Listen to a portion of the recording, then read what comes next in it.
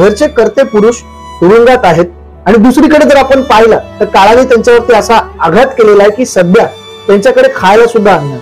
मग तुमच्या पक्षाची आणि तुमची काय भूमिका असणार? बहुजन विकास आघाडी हा नेहमी सर्वांच्या सोबत असतो. तुम्ही कोविड मध्ये पण बघितलं की जिथे संकट पडतो तिथे बहुजन विकास आघाडीचे सर्व कार्यकर्ते नगरसेवक असतात. त्या रिसॉर्टसाठी त्याचं पूर्ण आयुष्य हे त्याने डाव लावलेलं होतं. त्याने काही 50 लाख भरून 5 करोडचा त्यांनी लोन काढलेला आहे. उपमुख्यमंत्र्यांना पण विनंती करतो आपल्याद्वारे, आपण अनेक लोकांना बँकेचे मोठमोठे असे हे झालेले आहेत आणि शासन त्यांना मदत करत असतो. अशाच पद्धतीने आपण कारवाई केली, त्याच्यावर आपण मीडियासमोर बघतोय. परंतु त्या कुटुंबाला जर त्याच पद्धतीने जर काय मदत करता आणि कर्जामध्ये जर त्यांना काय मदत करता आली तर शासनाने ती करावी. Ready. Top 10 Maharashtra news channel मधून मी दीपक कोटेकर. विरार पश्चिम नवापूर रोडवरील 7C रिसॉर्ट तोडक कारवाईचा आता सर्वच ठिकाणी विरोध होतोय. आपण जर पाहिला तर ज्या प्रकारे ज्या पद्धतीने मुख्यमंत्र्यांच्या आदेशावरून या रिसॉर्ट वरती कारवाई केली ती योग्य होती का? आज सर्वच पक्ष याचा विरोध करतायत. सर्वच पक्ष जे मेहर कुटुंब आहे त्यांचं सात्वन करतायत. सध्या माझ्यासोबत चर्चेला उपस्थित आहेत बहुजन विकास आघाडीचे ज्येष्ठ नेते, त्याचबरोबर वसई विरार शहर महानगरपालिकेचे माजी महापौर रुपेश जाधव.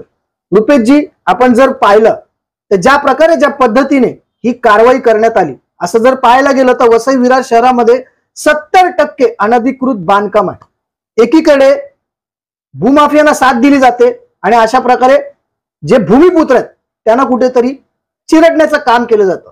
तुमची काय प्रतिक्रिया याविषयी? माझी एकच प्रतिक्रिया आहे की त्या भूमिपुत्रासोबत आम्ही आहेत आणि नेहमीच राहणार आहोत. जी कारवाई झालेली आहे, मी तर विनंती करतो की एखादा होतकरू व्यक्ती आहे की त्यांनी त्या रिसॉर्टसाठी त्याचं पूर्ण आयुष्य हे त्यांनी डाव लावलेलं होतं. त्याने काही 50 लाख भरून 5 करोडचा त्यांनी लोन काढलेला आहे. जेव्हा त्यांची परिस्थिती आपण मीडियासमोर बघतो, अक्षरशः ते एकदम वेदनादायक होतं की एखादा माणूस जेव्हा धंदा करतो आणि त्याच्यावर एका असं जेव्हा संकट येतो तर हे फार चुकीची गोष्ट आहे.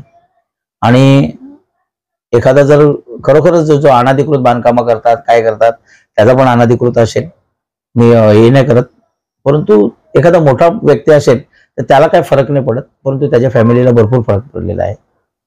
आणि अशा भले तो स्थानिक असू दे का बाहेरचा व्यक्ती असू दे, एवढा मोठा त्याच्यावर आघात झालेला आहे आणि अशा लोकांसोबत आम्ही नेहमी असू.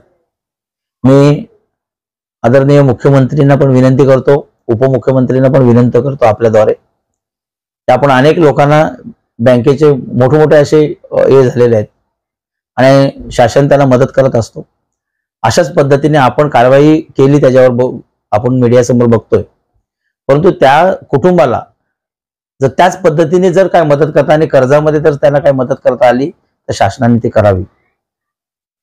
भाऊ, आपण जर पाहिलं तर तुमच्या पक्षाचे सध्या बोईसर मतदारसंघ असेल, नालासोपारा मतदारसंघ असेल, वसई मतदारसंघ असेल, तिन्ही मतदारसंघामध्ये तुमचं वर्चस्व आहे. कुठेतरी जर तुमच्या नेत्यांनी ही सगळी भूमिका घेतली तर कुठेतरी आज त्या कुटुंबाला पुन्हा पुनर्वसन करता येईल. कारण आपण जर पाहिलं तर ज्या प्रकारे ज्या पद्धतीने ही सगळी घटना घडली, मी आपल्याला व्हिडिओ देखील दाखवतोय की कशा प्रकारे रिक्षाने त्या एका व्यक्तीला धक्का दिला, त्याच्यानंतर ती व्यक्ती पडते, त्याच्यानंतर मग मिलिंद मोरे ज्यांचा या घटनेत मृत्यू झालेला आहे, त्यांनी स्वतः त्या रिक्षावाल्याच्या कानाखाली मारली, 1 मारली, 2 मारली, 3 मारली आणि शेवटी तो तिकडे प्रकार घडला. हे सगळं घडत असताना आज जर आपण पाहिलं तर 11 लोक त्यांची तुरुंगात आहेत. एकीकडे घरचे कर्ते पुरुष तुरुंगात आहेत आणि दुसरीकडे जर आपण पाहिलं तर काळाने त्यांच्यावरती असा आघात केलेला आहे की सध्या त्यांच्याकडे खायला सुद्धा अन्न नाही. मग तुमच्या पक्षाची आणि तुमची काय भूमिका असणार आहे? कशा प्रकारे तुम्ही ह्या सगळ्या गोष्टीला लढा? एक लक्षात ठेवा, बहुजन विकास आघाडी हा नेहमी सर्वांच्या सोबत असतो. तुम्ही कोविड मध्ये पण बघितलं की जिथे संकट पडतो तिथे बहुजन विकास आघाडीचे सर्व कार्यकर्ते नगरसेवक असतात.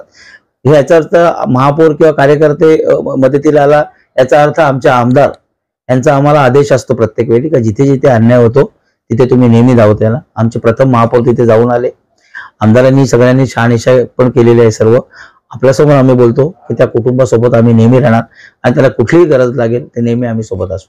धन्यवाद.